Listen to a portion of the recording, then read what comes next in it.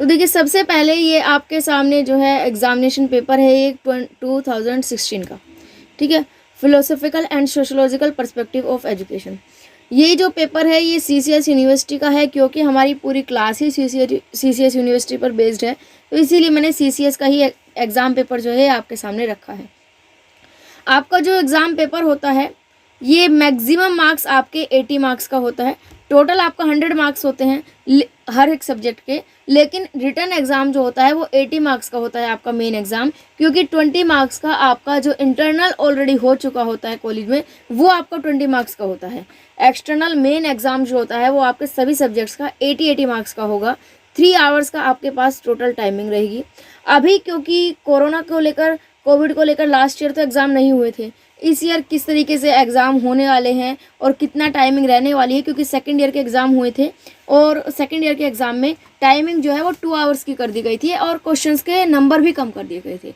अभी इसके लिए कोई भी स्पेशल नोटिफिकेशन नहीं है। अगर कोई भी इन्फॉर्मेशन आती है फर्स्ट ईयर के रिगार्डिंग तो वो ज़रूर आप तक शेयर की जाएगी, ठीक है, तो उसके लिए आप बेफिक्र रहिएगा। अभी फ़िलहाल ये जो है यहाँ पर हम चल रहे हैं, हम इसमें मेनली लॉन्ग और शॉर्ट आंसर को आज डिस्कस करेंगे, ठीक है। वेरी शॉर्ट को आज डिस्कस नहीं करेंगे, क्योंकि वो तो अगर आप क्वेश्चन बैंक खोलेंगे आपको सारे आंसर्स मिल जाएंगे। क्वेश्चन बैंक में नहीं तो आप क्वेश्चंस को गूगल पर पेस्ट करिए, आपको सारे आंसर मिल जाएंगे। मेनली यहाँ पर जिसमें ज़्यादातर स्टूडेंट्स को प्रॉब्लम आती है वो है लॉन्ग और शॉर्ट आंसर टाइप क्वेश्चंस, तो उनका डिस्कस किया जाएगा कि अगर आपको क्वेश्चन ही समझ नहीं आ रहे कि कैसे क्या आंसर होना चाहिए क्या नहीं, तो वो यहाँ पर डिस्कस किए जाएंगे कि किस तरीके से आप आंसर को बना सकते हैं। सबसे पहला आपका सेक्शन ए है। सेक्शन ए में आपको 3 क्वेश्चन करने हैं और 3 ही क्वेश्चन दिए गए हैं। तीनों क्वेश्चन में आपको इंटरनल चॉइस मिलती है, ठीक है। तीनों क्वेश्चन करने होते हैं, तीनों क्वेश्चन में आपको अंदर चॉइस मिल जाएगी कि कोई भी एक क्वेश्चन करो। जैसे ये रहा आपके पास, जो आपके लॉन्ग आंसर टाइप क्वेश्चन है वो 16 मार्क्स के होते हैं, टोटल 48 मार्क्स का। सबसे पहला आपके सामने क्वेश्चन है, what is education, what are the different forms of education, how these forms help in achieving the goals. मतलब हमें शिक्षा क्या है ये बताना है, शिक्षा के विभिन्न रूप कौन कौन से होते हैं ये बताना है, और ये विभिन्न रूप किस प्रकार लक्ष्य की प्राप्ति में सहायक होते हैं ये बताना है। एक सबसे इम्पोर्टेंट पॉइंट यहाँ पर ये है कि पहले आप क्वेश्चन को बहुत ही ध्यान से पढ़ेंगे, बिल्कुल टेंशन फ्री माइंड से, स्ट्रेस फ्री माइंड से आप क्वेश्चन को ध्यान से पढ़ेंगे, और उसमें जो पूछा गया है आपके आंसर का पूरा मेन फोकस वो होना चाहिए, ठीक है। मेन फोकस आपका वो होना चाहिए। आप क्वेश्चन के आंसर के अपने थोड़े इंट्रो वगैरह बनाने के लिए एक्स्ट्रा लिख सकते हैं, लेकिन वो सिर्फ 5 से 10 लाइन में। मेन फोकस पूरा का पूरा आपका आंसर का वो होना चाहिए जो क्वेश्चन में पूछा गया है। अब यहाँ पर 3 क्वेश्चन पूछे गए हैं।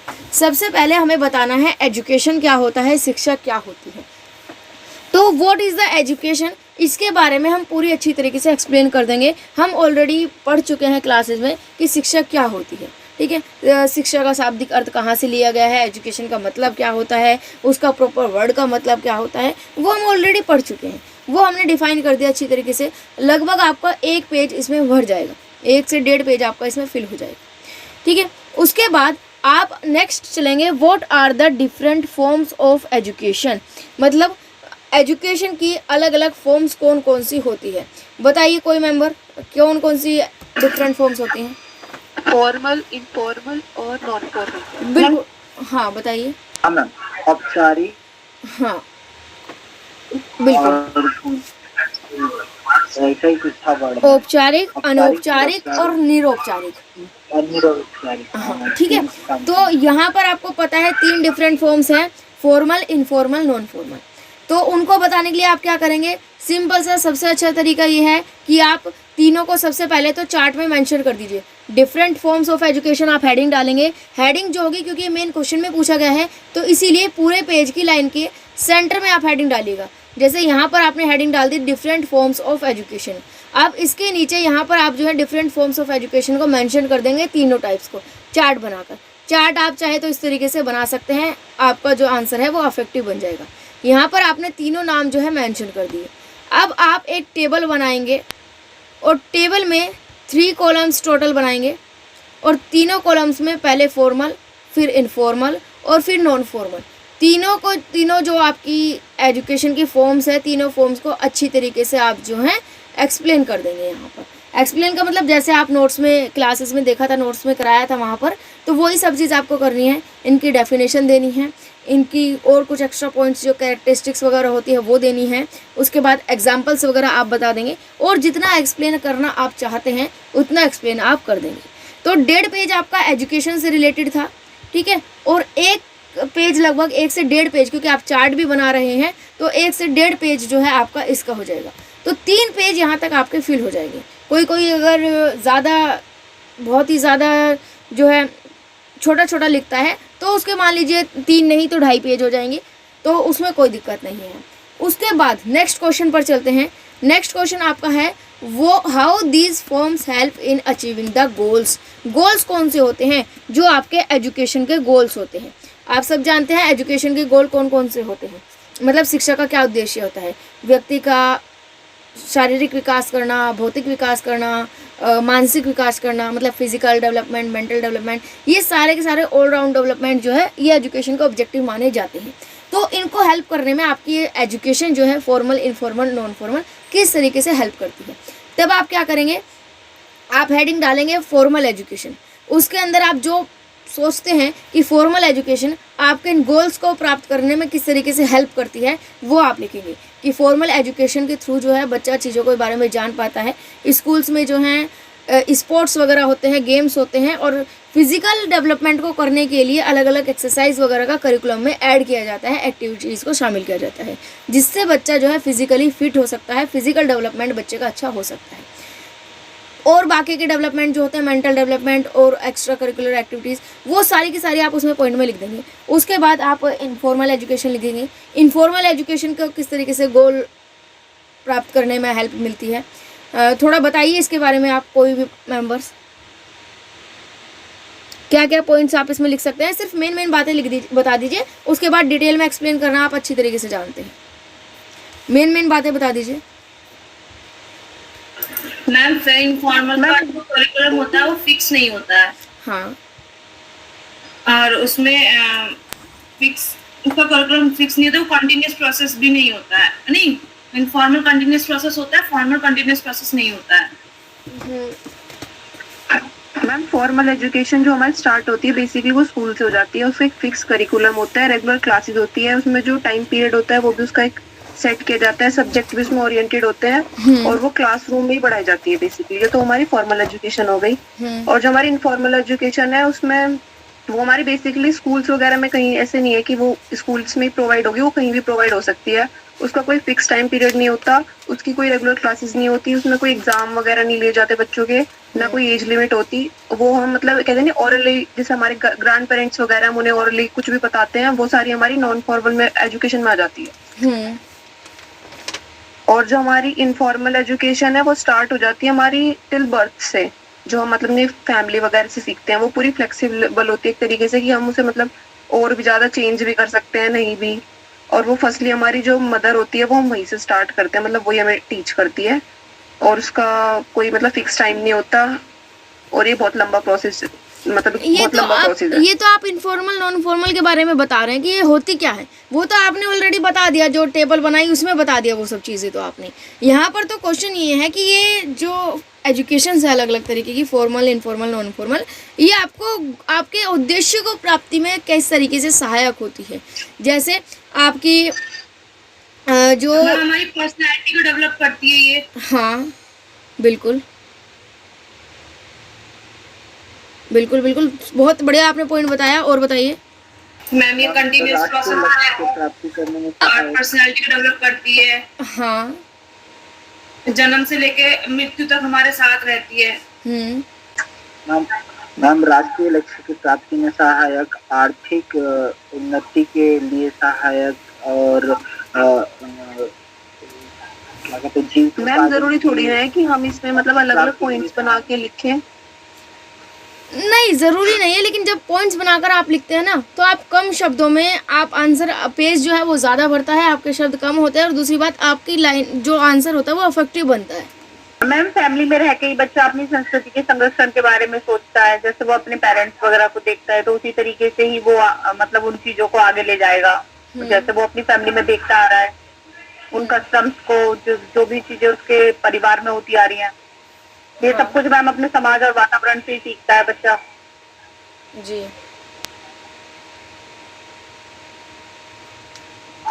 मैम तो यहाँ तो मैम शिक्षा की बात हो रही है ना, जहाँ पे हम जो पढ़ेंगे उससे क्या हमें हेल्प मिलेगा और क्या वो हम क्या टारगेट हम अचीव करेंगे, तो ये होगा ना मैम। तो यहाँ पे तो मैम समाज की तो बात ही नहीं है मैम, बात यहाँ पे एजुकेशन की है मैम। तो एजुकेशन के विभाग में हम देखते हैं, देखिए चलिए यहाँ पर राष्ट्रीय लक्ष्य प्राप्त करना है। यहाँ पर मैं अभी आपको क्लियर कर देती हूँ। देखिए दो तरीके, सुनिए, हाँ देखिए सुनिए, दो तरीके यहाँ पर आपको इस थर्ड आंसर के जो है आप दो तरीके से लिख सकते हैं। पहला तो ये, आप हेडिंग डालिएगा, जब आपने टेबल फॉर्म बना दिया, एजुकेशन कर दिया, तीनों फॉर्म्स को अलग अलग डिफाइन कर दिया, आपका काम आधा तो हो गया, आपके 2 से 3 पेज आराम से फिल हो जाएंगे। उसके बाद आप पहली हेडिंग डालिएगा औपचारिक शिक्षा यानी कि फॉर्मल एजुकेशन, ठीक है। अब उसमें आप लिखिएगा कि फॉर्मल एजुकेशन आपके उद्देश्यों को किस तरीके से हेल्प करती है। आप उसमें पॉइंट्स लिख सकते हैं कि फॉर्मल एजुकेशन में फिजिकली डेवलपमेंट या फिजिकल डेवलपमेंट कराने के लिए बहुत सारी एक्टिविटीज़ को जोड़ा जाता है, इंक्लूड किया जाता है। जिस तरीके से आपकी योगा हो गई, एक्सरसाइज हो गई, स्पोर्ट्स गेम हो गई। तो जो बच्चा स्कूल में एडमिशन लेता है, एक फॉर्मल एजुकेशन को प्राप्त करता है, तो वो इन सभी एक्टिविटीज़ को करता है जिसकी वजह से वो फिजिकली फिट रहता है। स्कूल में बच्चों को पोषण के बारे में, हेल्दी फूड के बारे में बताया जाता है ताकि बच्चा खुद कोई बीमारी वगैरह उसको ना लगे या उसका जो इम्यूनिटी सिस्टम है वो अच्छा रहे, बच्चा जो है हेल्दी रहे। उसके बाद स्कूल में एडमिशन लेने के बाद या फॉर्मल शिक्षा प्राप्त करने में बच्चों को अलग अलग विषयों का ज्ञान दिया जाता है, सांसारिक विषयों का ज्ञान दिया जाता है, जैसे मैथ, साइंस। तो उसकी वजह से बच्चे जो हैं, बच्चों का दिमागी विकास होता है, ठीक है, मानसिक विकास होता है। स्कूल में बच्चों को व्यवहारिक विषय भी पढ़ाए जाते हैं, ठीक है, यानी कि व्यवहारिक विषयों का क्या मतलब है, व्यवहारिक गणित पढ़ाया जाता है, व्यवहारिक मैथ्स, साइंस पढ़ाया जाता है, जिससे जो बच्चे होते हैं उनका आर्थिक विकास होता है। बच्चे औपचारिक शिक्षा को प्राप्त करके अपना कोई भी एक आर्थिक रूप से सक्षम बन सकते हैं, एबल बन सकते हैं। ये आप पूरी कहानी लिख देंगे, बात को समझ पा रहे होंगे आप या नहीं, पहले ये बताइए। मैम इनको हाँ, इस तरीके से पॉइंट में लिख सकते हैं। ये जो मैंने बताई बात जो बताई है आपका क्लियर है सभी को? Yes ma'am. हाँ, अब उसके बाद आप डालेंगे अनौपचारिक शिक्षा। अनौपचारिक शिक्षा यानी कि इनफॉर्मल एजुकेशन। हाँ, तो इनफॉर्मल एजुकेशन आपको पता है कौन सी एजुकेशन होती है, जिसका कोई स्पेशल स्ट्रक्चर नहीं होता है, कुछ नहीं होता, कोई टाइमिंग नहीं है, जो आप नॉर्मली अपने जीवन में एक्टिविटी करके अनुभव प्राप्त करते हैं, वो आपकी इनफॉर्मल एजुकेशन होती है। या स्कूल में जाने से पहले जो माता पिता आपको सिखाते हैं वो आपकी इनफॉर्मल शिक्षा होती है। तो इनफॉर्मल शिक्षा आपकी किस तरीके से आपको गोल अचीव करने में मदद करती है। इनफॉर्मल एजुकेशन में आपको रियल लाइफ एक्टिविटी करते हैं, जिसमें रियल लाइफ एक्सपीरियंसेस आपको मिलते हैं, जिससे आप आगे जीवन में आने वाली कठिनाइयों से सामना करने में आपको मदद मिलती है। इस तरीके से आप जो है चीज़ें पॉइंट बना कर लिखेंगे। निरौपचारिक शिक्षा लिखेंगे। निरौपचारिक शिक्षा होती है आपकी नॉन फॉर्मल, या आप ओपन एजुकेशन से इसको कनेक्ट कर सकते हैं, डिस्टेंस एजुकेशन से। कई बार ऐसा होता है कि कुछ लोग जो हैं वो अपनी शिक्षा को प्राप्त नहीं कर पाते, उनके अलग अलग रीजंस हो सकते हैं। उन ऐसे बच्चों के लिए निरौपचारिक शिक्षा की व्यवस्था की गई है। निरौपचारिक शिक्षा में रहकर बच्चे जो है घर पर रहकर डिस्टेंस एजुकेशन से पढ़ सकते हैं और अपने सभी उद्देश्यों की पूर्ति कर सकते हैं। उनका जो है आर्थिक विकास हो सकता है, बच्चे जो है डिग्री भी लेते हैं, सब काम करते हैं। तो ये पॉइंट्स आप लिख सकते हैं। पहला तो पॉइंट ये, पहला तो तरीका ये हो गया कि आपने 3 हेडिंग बना दी, फॉर्मल, इनफॉर्मल, नॉन फॉर्मल की, और उसमें अपने पॉइंट्स लिख दिए। आपका आराम से 1-1.5 पेज हो जाएगा, मज़े में, कोई दिक्कत नहीं आएगी। 4 से 5 पेज आराम से भर जाएंगे। दूसरा तरीका ये है, आपने एजुकेशन के बारे में लिखा, ठीक है, आपने डिफरेंट फॉर्म्स ऑफ एजुकेशन को टेबल में शो कर दिया। उसके बाद आप हेडिंग ना डालिएगा, आप सिर्फ ये लिखिएगा कि ये तीनों एजुकेशन जो है किस तरीके से हेल्प करती है, या how this forms help in achieving the goals. ये लाइन आप डाल के इसको आप हेडिंग डालिएगा, और तीनों एजुकेशन को, तीनों फॉर्म्स को आप एक नॉर्मल एजुकेशन की तरह लेकर चलिएगा।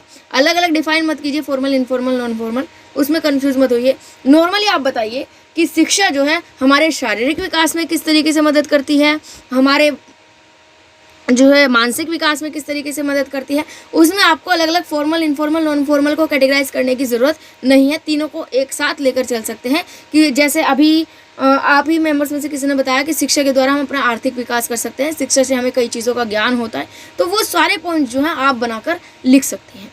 अब एक सिचुएशन ऐसी आती है, आपने सारी चीज़ें लिख दी, सारा काम कर दिया, उसके बाद आपको ऐसा लगता है कि आपका आंसर अभी भी कम है, या 4 से 4.5 पेज का, 5 पेज का नहीं हो पाया। उसके बाद आप क्या लिखेंगे, नेचर ऑफ एजुकेशन, जो आपने नोट्स में पढ़ा है। भले ही ये आप क्वेश्चन में नहीं पूछा, ठीक है, क्वेश्चन में जो पूछा था वो मेनली आपने अपनी तरफ से पूरा डिस्कस कर दिया, उसके बाद आपको लगता है थोड़ा बहुत और लिख लेना चाहिए, तब आप ऐड कर सकते हैं नेचर ऑफ एजुकेशन या कैरेक्टरिस्टिक्स ऑफ एजुकेशन, ठीक है, needs of education, importance of education. ये जो छोटी छोटी सब हेडिंग्स मैंने कराई हैं, इनको अब आप एंड में कर सकते हैं, आपका आंसर बड़ा हो जाएगा। सभी को पहला आंसर क्वेश्चन जो है वो क्लियर है कि किस तरीके से लिखना है? Yes ma'am. Yes ma'am, yes ma'am. मतलब मैम नोट्स तो वही रहेंगे, बस ऊपर नीचे हो जाएंगे। हाँ हाँ, बिल्कुल बिल्कुल, नोट्स वही, कंसेप्ट क्लियर है तो आप उसको आराम से लिख सकते हैं।